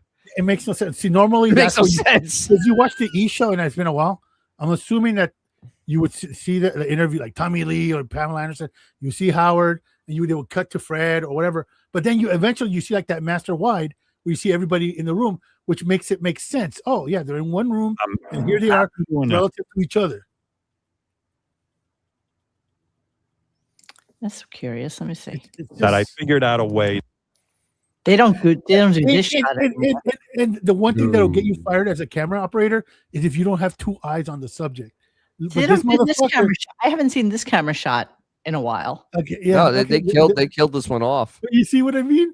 It's like you never see an interview where you don't see the dude's two eyes. Watch any show from fucking Steve Allen, Johnny Carson, Conan, David Letterman, any that you never see the host with just one eye. Never, never, ever. Jesus. Make sure you downvote it. Yeah, exactly. Hit the down out. Thank you. Yeah. Because it's garbage. But yeah, it is such an embarrassment of fucking. I mean, everything about this is sad. It really is. It's really. I mean, the guitars. You realize the guitars are the main focus of that shot.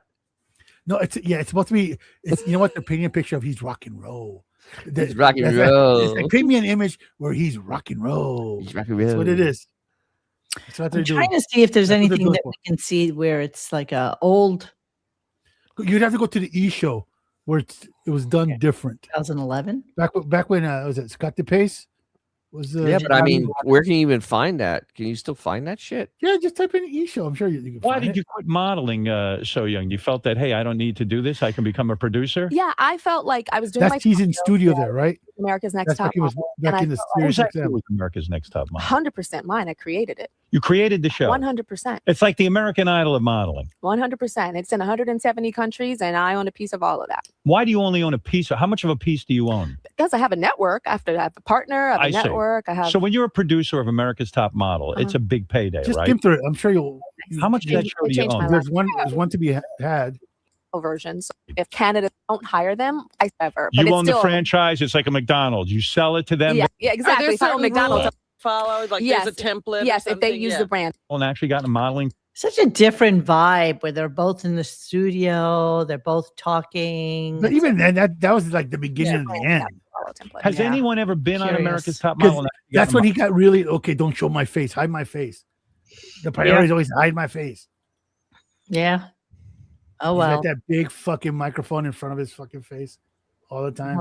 It's You always were like- born with polio or shortly soon after? but also the same shot. Just polio. Caught polio. They mimic it in what's going on now, but it doesn't work. but it's just that camera angle. It's just that angle. It's Ever- it's a horrible shot. It's a horrible. It's a horrible fucking shot. Once again, find another host on any platform where you only see one. Even Theo Vaughn fucking does two eyes, bro. Come on. Well, that's it's the Beth mode. Just one eye. One eye. One eye. Yeah, peek. one-eyed Pete. Yeah, Right. one-eyed Pete. Let me see, Andy. Yeah, he does interviews, right? Yeah. Yeah. In fact, it's funny. I learned that in 9th grade when I was doing portraits, painting. My art teacher said, "What the fuck are you doing? Why come you only have one eye?" I said, "Well, that's all I can see." I said, "Well, make it two eyes."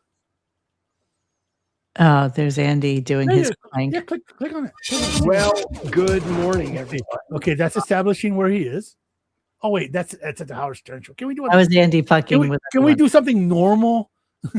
But okay, just remember this was just last year with the Stern Yeah, show. but it's still the same nutnicks. It's that the audience was still. I mean, the thing was still there. And I can't find any fucking Andy here. Andy Cohen live. And I was taking. He doesn't have any cameras in there. No. No, I guess we got nothing. He's not on TV like Howard is. Here, just for fun, go on the Colbert thing. Just go on the Colbert for two seconds. You can mute if you want to. One up, and you can see like that's an interview. Watch. Hey, welcome back, everybody. You can mute it. Tell me if at any point there's just what. What do you say? You can see their whole face. You can see their face. Okay. See? And you see now, his look at this face. shot. And then they only go the other camera so you can establish who he's talking to. That's normal fucking camera work. It just see? And you can see their whole face. You see their whole face. It's a 2 shot. It's a 2 or 3 shot in this case, obviously. But then Yeah. you go to him. See? Yeah. Even though he's justified to looking over to our left, but that's just common sense shit. Let's see, call her daddy. Let's see how that works. Let's do it. Just get to the meat and bones. What is up, Daddy Gang? It is your founding father, Alex Cooper, with Like waffles, and let's all get Right. ice cream and burgers. And so it's like I was like a Hoover. And look at the spacing above him. Look at the framing. No self-control. Very traditional. Oh, Andy, this chocolate chip cookie. Let's start like Real Yep, Housewives. she's framed.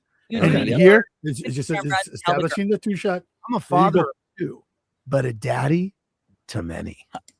Not just about awareness, it's about action. And also people Munjaro Wagovi. And this is awkward. Can you help me out? Okay. He would be like, "You're hot." As it should be. Right? Yes. Yeah, just a normal interview that you see a million times. Yeah, I'm sure that's correct, Barbara. They were innovators for They were massive innovators. Dude, they the stuff that they did. They were responsible for the Twilight Zone, Star Trek. Those guys were fucking. Next even level. the 3 camera thing. I think that makes Oh, sense. for I Yeah, Love yeah, Lucy, they had yeah. 3 cameras. 3 cameras, yes, absolutely. Yes. All right, let's finish up. And they were doing it on film, the videotape. Yes. Yes. All right, so let's finish off our clips. I can't believe how we vortexed right there. Because we made it interesting, unlike what the it is? show. You know what? After last night, how quick they are to fucking, fuck with us. I'm just pointing out the obvious. that they are a horribly produced show. Well, it's all on his word. That's it. That's all you get. That's it, man. Whatever Howard says is right. So it's so funny because do you think those people who are setting up those cameras and everything go off to like another show somewhere else, God knows where? Oh, the real? But no, Yeah. don't you want us to set it up where we're just staring right at the side No, of his? well, here's the thing: when you're a freelance camera dude, people say, "What's your reel? Can I see what you've done?"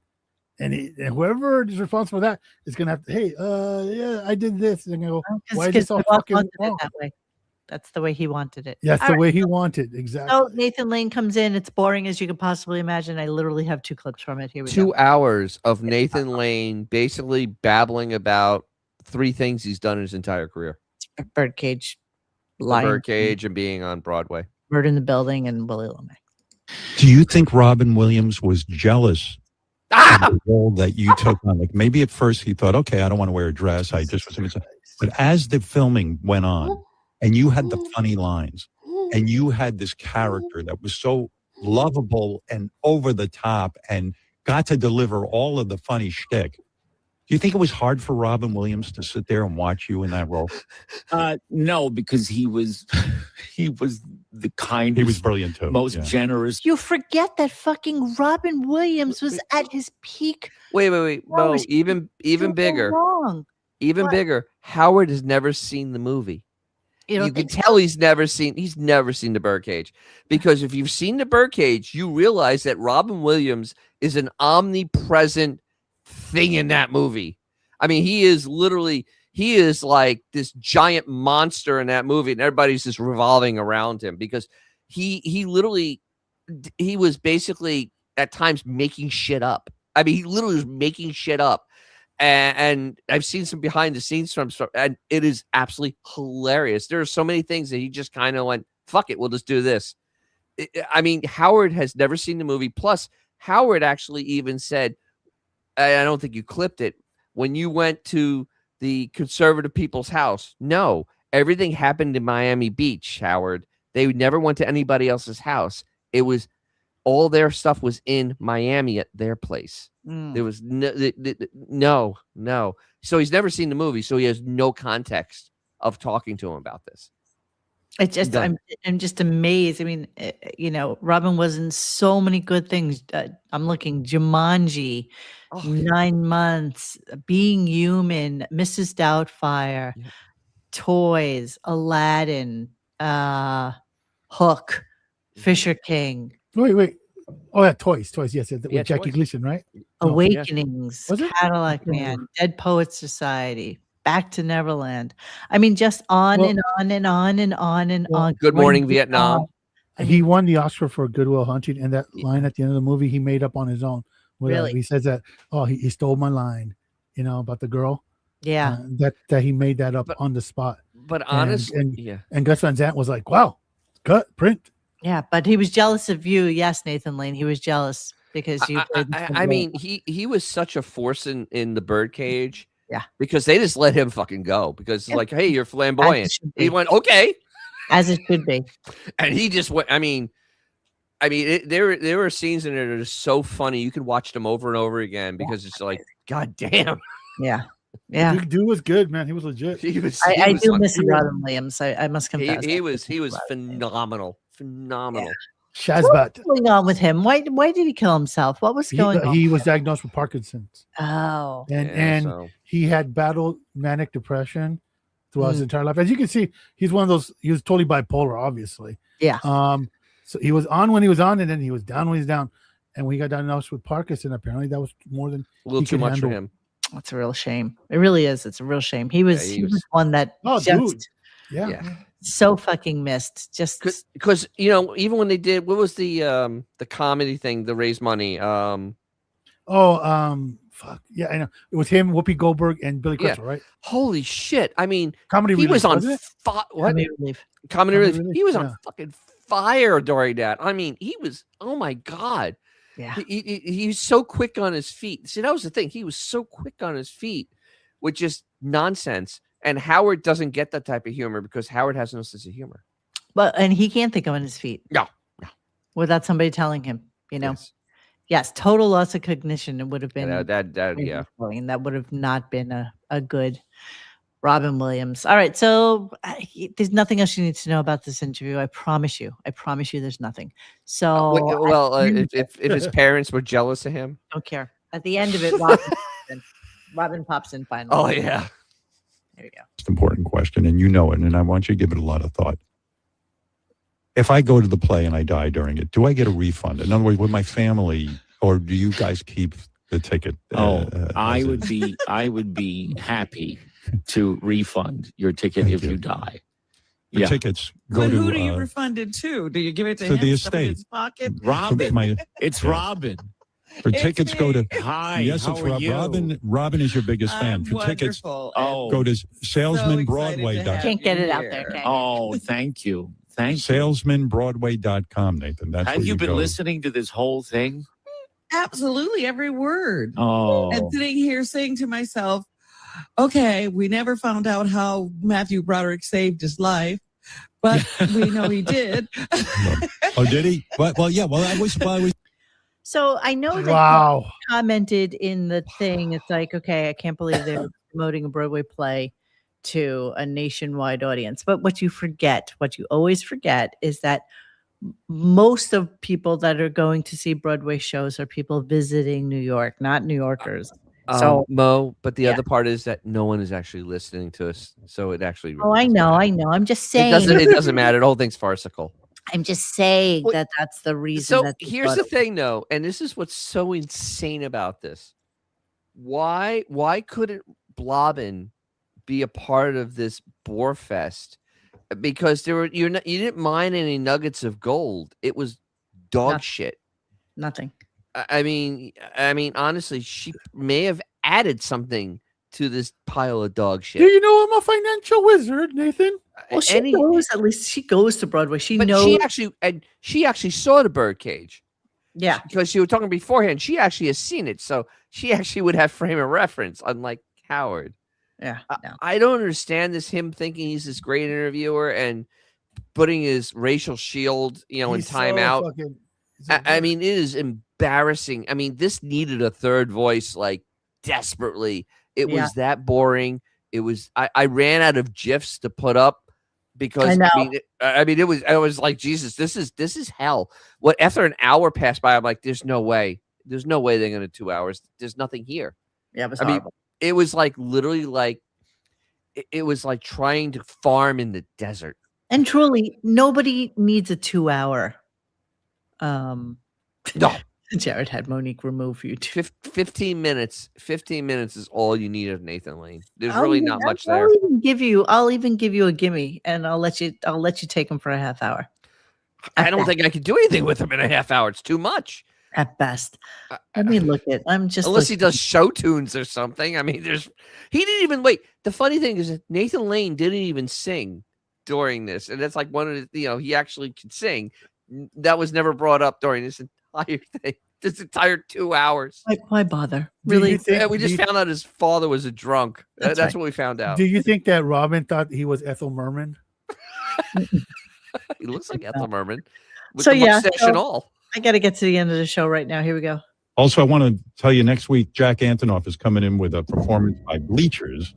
So you'll have that to look forward to. Also, I want you to know we're working on something, and we're going to have it for you next week. J.D. Harmeyer went undercover as an Italian pizzeria owner and spent the day with Sal's father, Tony Governale. It's amazing what you're going to hear. That's right. And there you go. There you go. I do have to mention one last thing, Robin, and it is important. I want to mention.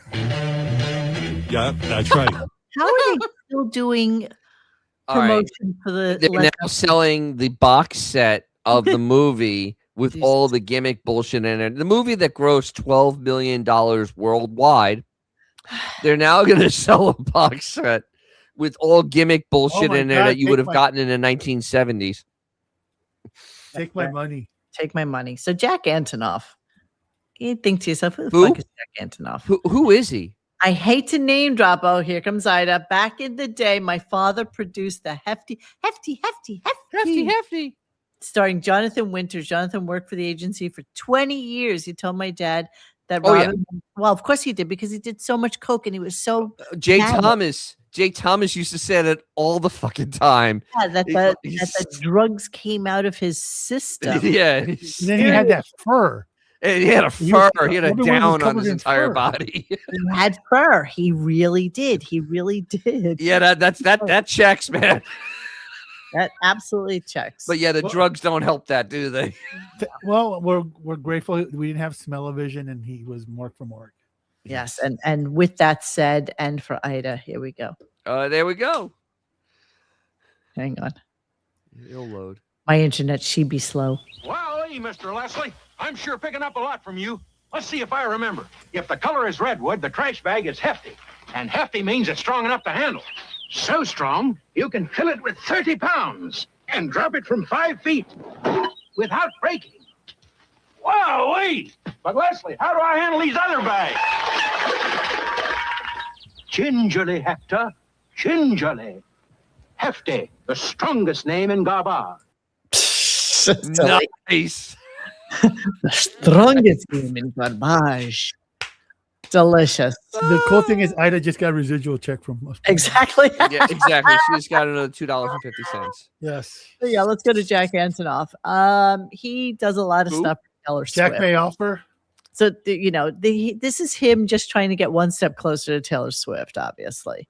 So he's got a band called the Bleachers. Oh, whatever. I don't know anything about anything that has to do with anything with him at all. He looks like he produces pretty mid music. He's Cool. won 13 Grammy Awards. Whatever. And that song, I can't even sing it. What is it? Oh, I hate that song. Oh God. We are young. Oh, that song. Yeah, that one. World on fire. Okay. Oh. And then I'll pass on that one. yes, his other album nominations include Lord, Swift Again, Lana Del Rey. And Sabrina why are we Carpenter. blessed with this knowledge? Well, because he's going to be in next week. That's why I was just kind of gotcha. Didn't you see that last clip I just played where they The said 6 degrees of separation from Taylor Right. Swift. You weren't really caring. You weren't really caring at that point. So anyway, so yeah, exactly. So this is all roads leading to what's going on. Oh, I hope he doesn't do 2 hours with this. I hope he does jack off. Jesus. So I hope he does the whole show. I hope he starts with him. And Oh, finishes. fuck. So yeah, that was the end of the show. It was as horrible as you thought it was, and yeah. So before we came on the air, Xavier had said to me, "Hey, do you know anything about what's going on with that David murder thing?" And I'm like, "Yes, I'm very well aware of that." So for all my little friends out there that may or may not be in the know, let's give you a little like heads up with This was a little sketchy. So what's going on with this dude is the fact that there was a girl that once upon a time there was this girl. Her name was Celeste Rivera Hernandez. And apparently she used to hang out with this David guy. And David at the time was probably about 24. And Celeste was probably 13. So this 13-year-old girl is hanging out with this 24-year-old guy who's like an up-and-coming internet rapper and shit like this. And, all of a sudden her mom turns around and says, "Hey, we haven't seen Celeste in a couple of weeks. Where is she?" Oops. And so they call one of her friends and I know where she is. And she reaches out to this David. And I don't know how to say his name. I don't really care. It's just David, apparently. Let's go with that. The And first so must be an A. they reach out to David and then Celeste comes home. So maybe cut to another, 8 months or so.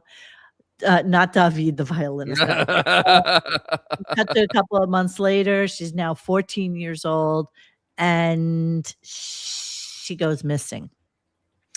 And they can't find her anywhere. And then all of a sudden there's this Tesla, probably about 3 blocks from where he lives. And it's out sitting in front of, the street somewhere. And finally somebody calls it in and says, his car's been parked here And it for what smells. seems like months. And the fucking smell coming out of it is horrific. Turns out she is in the trunk. So this dude, and it's his Junk in the car. trunk, literally. Yeah. She When was this first trying to get when around this first broke though, it's like, okay, There's a dead broad in the trunk of his Tesla. Yeah. Yeah. I'm else you got? kind of guessing you're in trouble, dude. Yeah. What else you got? So No, that's all I remember is like that's just. I'm like, yeah, that doesn't sound good. And no, not only now they're withholding what they found in the autopsy, but apparently, let's just say she wasn't in one piece in that bag. Well, yeah, they probably tried to break her up or whatever. So anyway, yeah, they the found smaller her- pieces are hard to move, easier to move. Found her September 8th of 25. It is now April of 26. So the fact that it took them this long to put him with the car he owned and the girl that he was known to be with. The only thing I'm thinking of is that they wanted everything to be freaking airtight. Locked up. Yeah, I get it. Yeah, they wanted it airtight, so there won't be any questions at this point. Yes. But aren't those cars sentient? You think the car's going, oh, could I smell any worse? Well, that's an interesting question because somebody does shit to a Tesla, there are like 20 fucking cameras around that thing. Exactly. So See, and that may be part of it. Maybe they got stuff. They had to get court orders to get shit from Tesla. Maybe. Yeah, because that's kind of a thing. So yeah, let's go into a little bit about David. So he was a video game content creator. Okay, big fucking deal.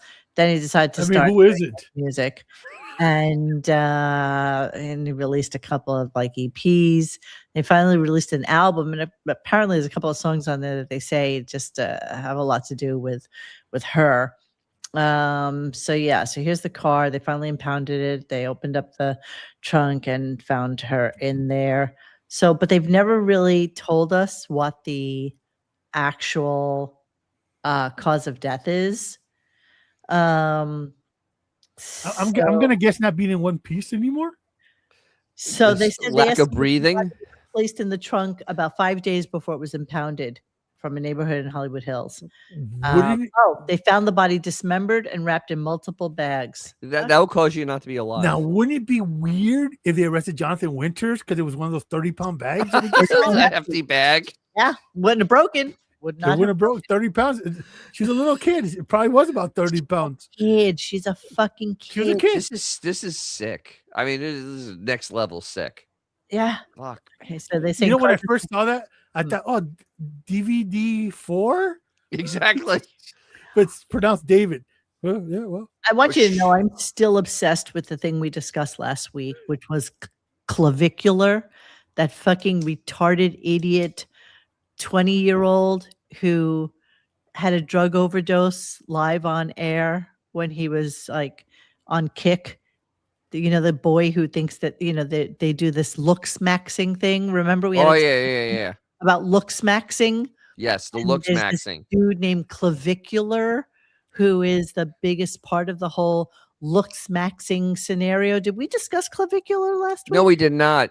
And I upset the assistant every time I bring up looks maxing. Oh, it's a horrible thing to even say, honestly. Let me give you a little thing about what's going on with a horrible named person called Clavicular. Clavicular. Clavicular is this dude who looks like this. Here he is. Yes. He's looked to the max. Yeah, so here's clavicular, so you can see what he looks like. So he's making a shit ton of money because all these kids, all these ugly, pimply 13-year-old boys are following him, and they're doing something called looks maxing, which we have discussed, but we didn't in particular talk about clavicular. And what he's doing, not particular about clavicular.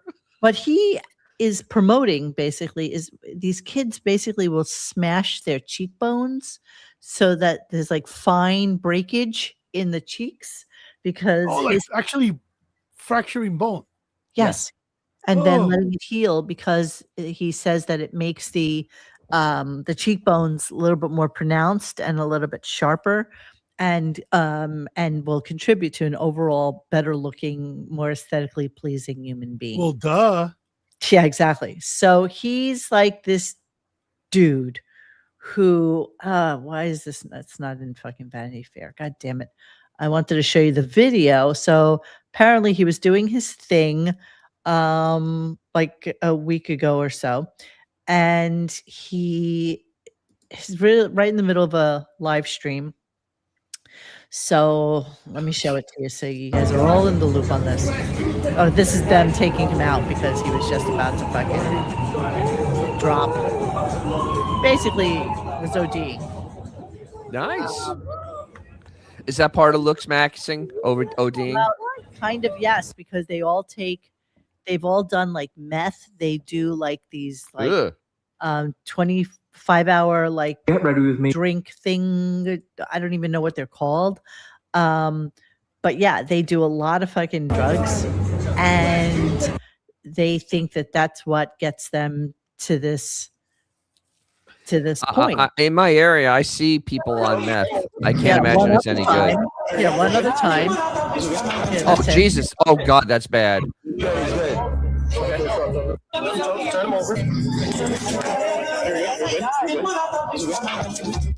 So this is who all these kids are following. Now, do you remember when I did the looks maxing thing and this fucking giant douchebag, some kid pulled his hat off and he was like bald as a cue ball underneath it? Yes. Yeah, those they hang out with each other. These are all friends, and the looks. I was gonna ask you to play that, mute it, and play it back for like 5 seconds. This? Yeah, the one you said. Okay. Mute it. Mute. You can't mute it. Oh, you want me to mute it? Yes, you want to mute it. See your freak outside. Come on and wind me up. Well, you fucked it up. Okay. Sorry. You get the idea. I couldn't do it. Sorry. But yeah, so that's what this dude is doing. You so should now, edit the opening for the show. Clavicular did an interview with 60 Minutes in Australia. And it was, I mean, if you want to lose brain cells, I highly recommend that you watch it, because these fucking kids, like, they're literally smashing their cheekbones. So anyway, he couldn't understand why the guy couldn't understand what he was doing. And he's like, I'd have had enough of this shit. And, this is like such a waste of my time. I can't believe I'm doing this interview. And he just got up and fucking walked out. And that was it. So here, this is a daily routine of a looks maxer. This is so But he funny. looks awesome, though. This is a different guy. Isn't part of their morning routine. Nocturnal Kent, as he wants to. Won't leave the house without it. What does it do for you?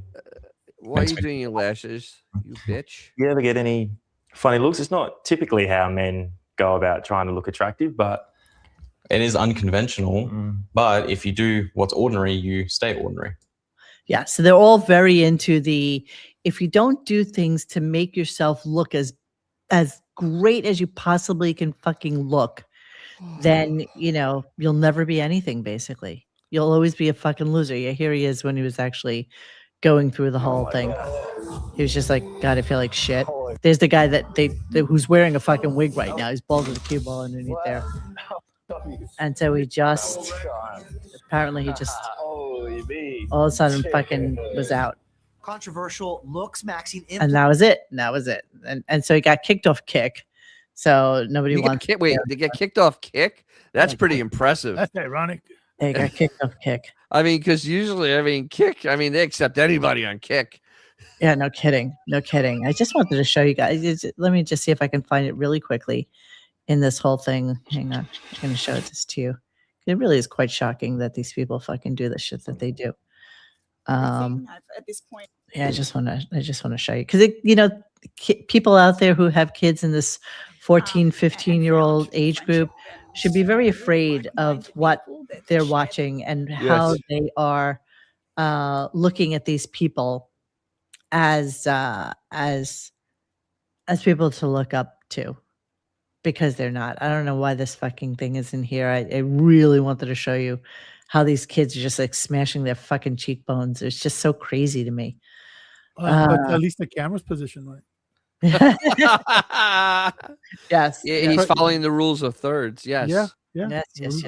Rule of 3. So anyway, this kid, he promotes all these different like peptides and all this shit. Everybody's fucking talk of the town is peptides and shit like that.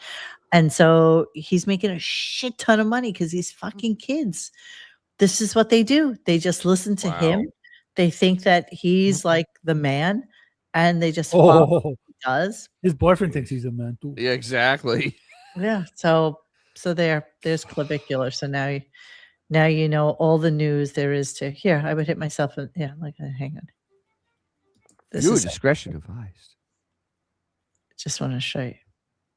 They're not going to show. Nobody's showing the fucking hammer. Then why are they giving us viewer discretion advised?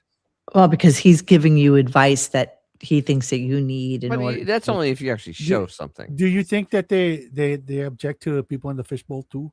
I think they do. I think they do. I think they do. See, Mo isn't following the rule of threes tonight. No, I never follow the rule of threes. I don't know. By the way, Bon Jovi is now like in those. What was that Jared? Who does Allstate commercials? Whatever. The Jared commercial, the insurance commercials. John Bon Jovi's now in one of those commercials. No, you're kidding. Oh my, that's embarrassing. It's like I can't sing anymore, so I might as well do a fucking commercial, right? He's doing insurance commercials. He really can't sing anymore. The poor guy. It's a shame. Well, Baby, I you wouldn't give really feel bad about it. deductibles a bad name. That's all we got. Dennis, what the hell do you have coming up? Oh my God! So I have a video that's out on what to do when when the part situation is not good. So I have a little short video, basically how to approach, especially at Mopars, how to approach a project, how to make sure you can get parts for your car, keep it going. I have my live tomorrow night, 8:00. We will be discussing some trends in old cars and some other whatever news is happening right now. Fancy you. What? Whatever else fancies me. So it's 8:00 Eastern. Thank you, Jeremy. Thank you. Oh wow, look at Jeremy. Jeremy. Tides and offerings. And so I'm also gonna have a couple shorts about looking for parts this week. So that's what I've been up to. All right, awesome. Sounds like DJ's Classic Garage. Xavier, what are you up to? Your insurance is like bad medicine. Deductibles is what I need. All right, I guess that's all we got then. So this is our Friday because Well, it's my Wednesday.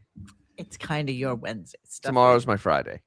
Definitely my Friday. All right, so so he'll be in next week, you think? Yes, he already said he's going to be in next week. Did he? Yeah, because they have that horrible person that I don't know who the hell he is being interviewed on Monday or Tuesday or something, and something about the JD thing I think is next week. So I have no idea which day is which, but no one gives a shit. So there's that. We don't care. We don't really care. No one cares. Yeah, whatever. It's just another. I mean, literally, I don't look forward to 6-day weekends. Yeah, exactly. All right, so we're not going to see you. That's right. We will see you non. We will not non see you. Maybe you'll see Dennis, but we will. You should come see me. Let's go see Dennis. You get to learn about cars. I like to talk cars. Yeah. All right, friends. And he's going to do a special edition where he's going to tell you how to use those little those pine scent things to hide the dead teenagers in your car. Like David did. David, yeah, he needed some pointers. David. All right, friends. Thanks for hanging with us tonight. Please join us for any discussion at RadioGunk.com in the forum section. Follow us on Instagram or Twitter at RadioGunk. And don't forget to like this and subscribe to us and hit that little bell so that you know when we're going to have a new show. Thanks.